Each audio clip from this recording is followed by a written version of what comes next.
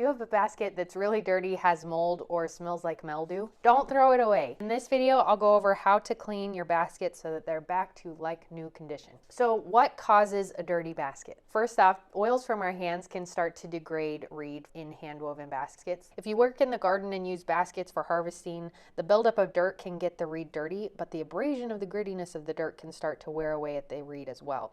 If you live in a humid climate, you will probably begin to see mold develop at times because reed absorbs moisture from the air.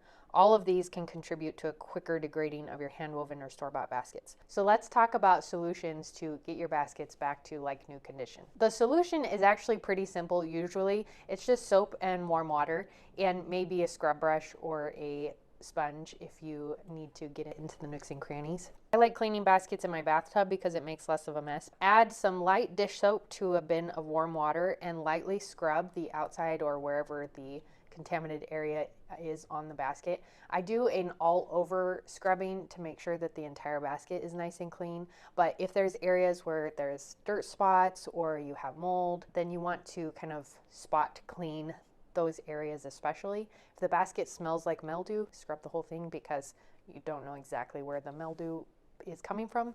So you want to clean the entire basket. I suggest a light scrubbing because anything too abrasive and you'll begin to see the texture of the reed become rough and lots of little fibers will start to stick up. I call these hairs on the surface of the reed. And that happens when you're weaving often, but as you're cleaning your baskets, this can become even worse and you'll end up with kind of a fuzzy textured basket if you're too aggressive with the cleaning. Okay, deep dive on cleaning your basket. First step is fill your bathtub with warm water, not hot. You don't want to go too hot, just warm, something that's comfortable to work in. Or you can fill a wash tub if you're doing a small basket or a Rubbermaid tub, something that is going to fit the basket inside of it that you can fill with warm water. You'll add about a teaspoon to a tablespoon of a light dish soap. I try to use something that's not strong in detergents and swish it around until it's distributed into the water. Something that's a little bit lighter, like a Mrs. Meyer's soap that's not high in detergent and won't dry out the reed, is really a good idea. Castile soap is another great one because it's oil based and so it will break down the oils that are on the basket without drying the reed out. You'll put the basket into that warm soapy water and I typically leave it for about 5 minutes to allow it to soak. If there's mold on the surface, it can soak into that mold area and just kind of loosen up any dirt or oils areas on the basket.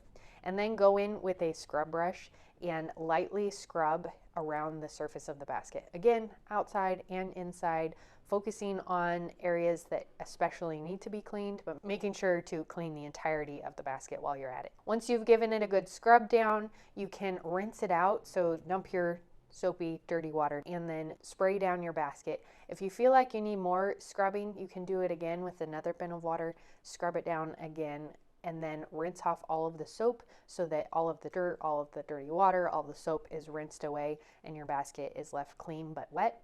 And then pat it dry with a towel so it's not dripping wet and lay it out somewhere that's well ventilated, that has good airflow. Reed, when it's soaked at this intensity for that long, tends to get kind of waterlogged, and so it can take between 2 days to a week for a basket to fully dry, depending on how thick it is and how many layers there are in the weaving. So kind of account for that in your cleaning process. Now that you have your basket clean and back to new, it's a good idea to do some sort of finishing step to ensure that the longevity of your basket, and if you had a mold issue, that the mold issue doesn't come back, because mold leaves little pores in the surface of the reed or in the construction of the reed. And those pores in the right conditions will cause more mold. And so if your basket ends up absorbing more moisture and it's in a warm area, then it's going to mold again. So I have a video all about staining and sealing baskets. You can see it up here and in the description below, where I go over how to stain, how to seal your baskets, whether you want to change the color or maintain the natural color, and also some alternatives. But in this video, I wanted to share how to use a cutting board oil or a butcher block oil to finish your basket. If you want something that's super easy, that's pretty affordable, and that doesn't take a lot of time or effort. So for this, we're going to be using cutting block oil, and this is a type of mineral oil that is food grade. So if you're going to use your baskets for food, this is a great option. It, however, does take multiple days for the oil to fully absorb into the basket. And so you'll do the coating of oil and then need to leave your basket somewhere to fully absorb the oil and not leave grease spots on anything that you put into your basket. You'll have to do a test throughout the week to ensure that your basket has absorbed all the oil, and I'll leave that timing up to you. But my suggestion would be get a disposable cloth or a cloth that you can clean out pretty easily. Some like a fabric towel, not a terry cloth towel, would work really well. A bread cloth or a dishcloth that's not terry cloth material is ideal. A lint-free cloth would also work. You're going to pour a little bit of the mineral oil onto that cloth and then take your basket and gently rub this into the surface of the basket until it starts to absorb. You'll do probably 2 to 3 coats. So this is pretty intensive as far as rubbing time and making sure that you get the whole surface of the basket coated in oil, but it does absorb in and then you'll have a natural finish to your basket. A benefit of oiling your basket is that this will help it fight dirt and mold and mildew.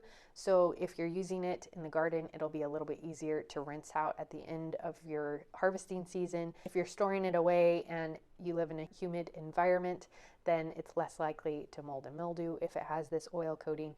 So it's a great option if you don't want to use a poly-based stain or sealer, or you already have butcher block oil and want to use something that is currently in your stock of materials. Another option is to not do anything to your basket once you clean it, to allow it to fully dry and then go back to using it raw. Again, I will mention that the likelihood of it getting dirty, again, is pretty high. It's actually pretty high whether you do some sort of finishing method or not, but it's less likely to mold or mildew if you stain, seal, or oil your basket. So one of those options I like to suggest because it means your basket's going to last a lot longer and it's going to need less maintenance, which means more time weaving baskets, which is awesome. If you want a written out instruction sheet on how to do your cleaning of your baskets and oiling of your baskets, go ahead and use the link in the description below. You'll sign up for my email update list and we will email you the PDF printable for how to clean and oil your baskets so that you can read through it and reference it in the future. For more on basket weaving, check out this video. Until next time, happy weaving.